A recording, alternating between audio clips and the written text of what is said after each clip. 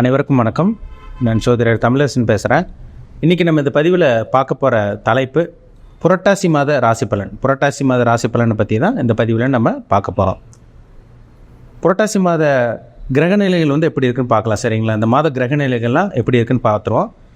குரு, அதாவது பார்த்திங்கன்னா இயற்கை சுபகிரகம் குரு பகவான் பார்த்திங்கன்னா ரிஷப ராசியில் இருக்காங்க.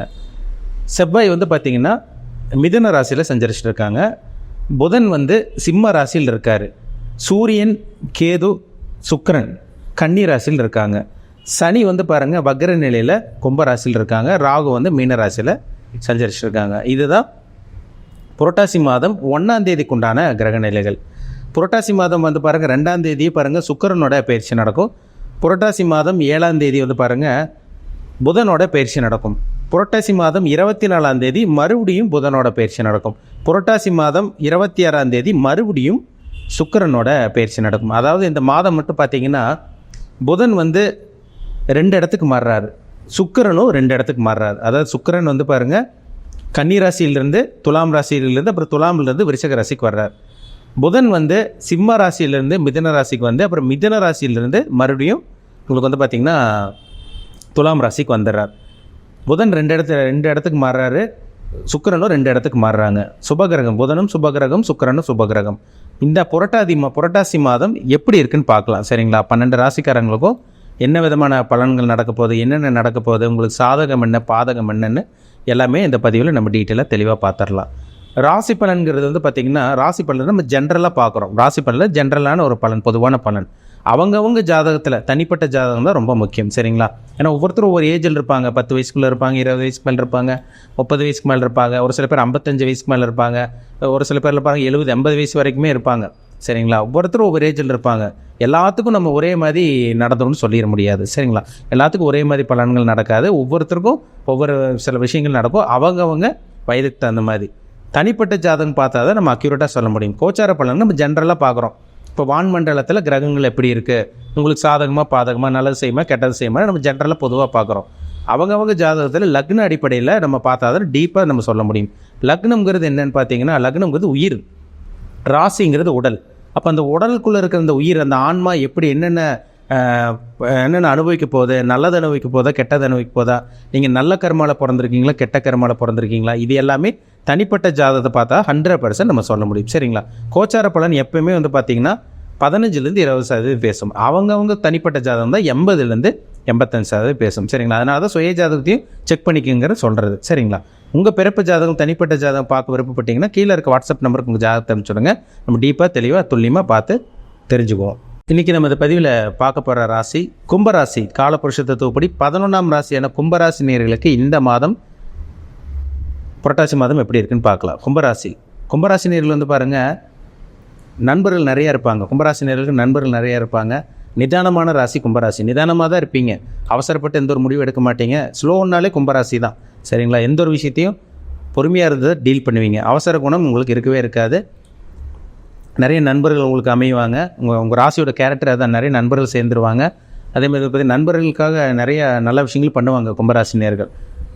அதேமாதிரி ரகசிய நடவடிக்கை உள்ளவங்க தான். ஒரு விஷயத்தை சொன்னால் அவ்வளோ சீக்கிரம் வெளியே சொல்ல மாட்டாங்க. இது ரகசியத்தை காக்கிறவங்கன்னு சொல்லலாம் கும்பராசி நேயர்கள். ஒரு விஷயத்தை நினச்சாங்கன்னா அதை நடத்தியே தீருவாங்க. பொறுமையாக இருந்ததை காரியத்தை சாதிப்பாங்க. இது ஒரு நல்ல ஒரு ராசி. கும்பராசிங்கிறது ஒரு மெதுவான ராசி. அப்படியே மகர ராசிக்கு அப்படியே ஆப்போசிட்டான ராசின்னு சொல்லலாம் கும்பராசி. இப்போ உங்கள் ராசிநாதன் சனி இங்கே இருக்கார், ஜென்ம ராசிலேயே இருக்காருங்க. இப்போ நீங்கள் எவ்வளோதான் ஸ்லோவாக இருந்தாலும் பொறுமையாக இருந்தாலும் உங்கள் எவ்வளோ திறமை வச்சுருந்தாலுமே பார்த்தீங்கன்னா உங்களால் திறமை வெளிக்கொண்டு வர முடியல.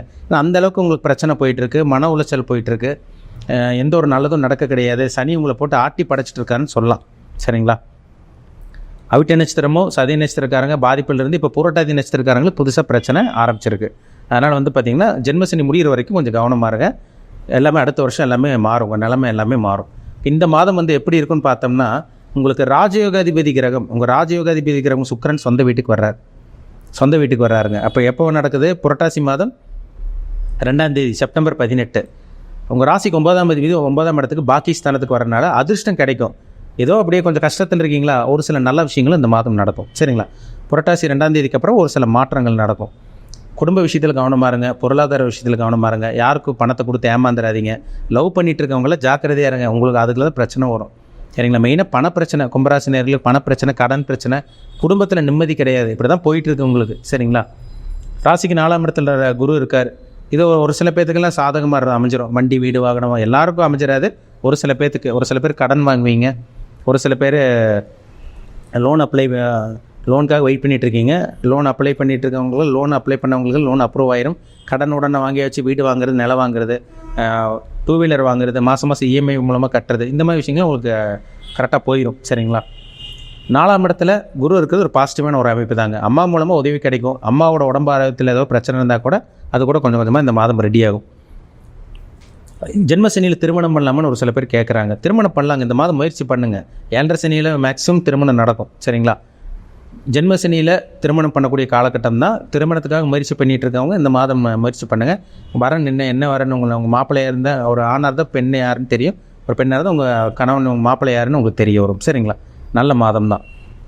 புதன் பார்த்திங்கன்னா உங்கள் ராசிக்கு 8ஆம் இடத்துக்கு வந்துடுறாரு. உங்கள் ராசிக்கு 8ஆம் அதிபதி 8ஆம் இடத்துக்கு வர்றாரு.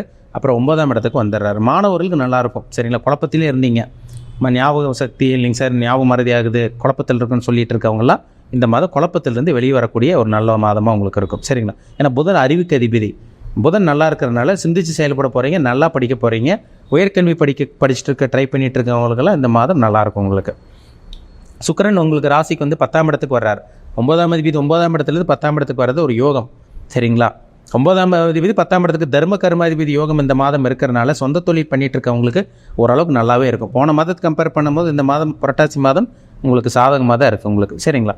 புதுசாக தொழில் ஆரம்பிக்க வேண்டாம், வேலையை மாற்ற வேண்டாம், இருக்கிற வேலையை அப்படியே காப்பாற்றிக்கிங்க. அதில் இருந்தீங்கனாலே பணப்பிரச்சனை, பண விஷயத்தில் கவனமாக இருந்தீங்கனாலே உங்கள் பணப்பிரச்சனை பெருசாக வராது உங்களுக்கு. சரிங்களா. அளவுக்கு அதிகமாக முதலீடு போட்டு ஏமாற வேண்டாம், இருக்கிற தொழில் அப்படியே மெயின்டைன் பண்ணிக்கோங்க. சரிங்களா. புதுசாக வேலைக்கு ட்ரை பண்ணிட்டு இருக்கவங்களுக்கு இந்த மாதம் வேலை கிடைக்கக்கூடிய வாய்ப்பு இருக்குங்க. ஒரு சில பேர்த்துக்கெல்லாம் பார்த்தீங்கன்னா இன்னும் வெளியே வரல, மன உளைச்சல் தான் அதிகமாக போயிட்டுருக்கு. டிப்ரெஷனாக இருக்குங்க சார், உடம்பு அடிச்சு போட்ட மாதிரி இருக்குது, டயர்டாக இருக்குது, எங்களால் முடியல, உடம்பு அசௌகரியமாக இருக்குது, உடம்புல வியாதி மேலே வியாதியாக ஒன்று போனால் இன்னொன்று வியாதி வந்துட்டுருக்குன்னு ஒரு சில பேர் சொல்லிகிட்டு இருக்கீங்க. அதெல்லாமே பார்த்திங்கன்னா காலகட்டம் நெருங்கிருச்சு உங்களுக்கு. அடுத்த வருஷமெல்லாம் கம்ப்ளீட்டாக உங்களுக்கு 7.5 சனி, அதாவது ஜென்ம சனி முடிஞ்சு பாத சனி வரும். பாத சனி முடியும் போது இந்த அளவுக்கு கண்டிப்பாக பாதிப்பு இருக்காது. அதாவது பாதி கிணத்து தாண்டிட்டாங்கன்னு சொல்லுவாங்க பார்த்தீங்களா, அதே மாதிரி தான் கும்பராசி நேயர்கள் பாதி கிணத்து தாண்டிட்டீங்க.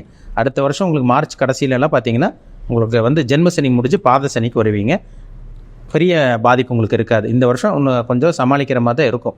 ஆனால் இந்த மாதம் ஓரளவு கொஞ்சம் நல்லாயிருக்கும். சரிங்களா. அதிர்ஷ்டம் கிடைக்கும், அடுத்தவங்களோட உதவி கிடைக்கும். பரவாயில்ல, போன மாதத்தை விட இந்த மாதம் பரவாயில்லன்னு ஓரளவுக்கு நிம்மதி கிடைக்கும். இந்த புரட்டாசி மாதம் கும்பராசி நேயர்கள் பயன்படுத்திக்கிங்க.